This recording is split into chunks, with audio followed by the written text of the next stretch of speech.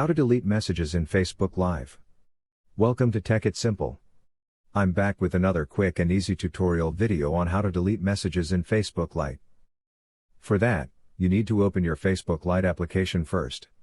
Then, click on the message icon. In this space, by clicking on the message icon, you will reach to this page where you will see messages. Now, to bid farewell to a conversation or the message, tap on the profile of the person. Navigate to the Settings option in the Visit section, and there you will see Delete Conversation option. Simply click on it. It will ask you to confirm if you really want to delete this message or not. Click on Yes, Delete to confirm, and your message will be deleted. Now, for a quicker route, try the shortcut. Hold down the message, and the option to delete the message pops up.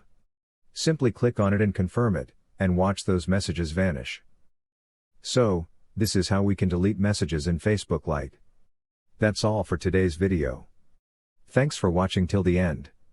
If you found this video helpful, don't forget to like, share, and subscribe to the channel. Also, hit that bell icon to get notifications on more helpful tutorials. See you in the next video. Stay connected.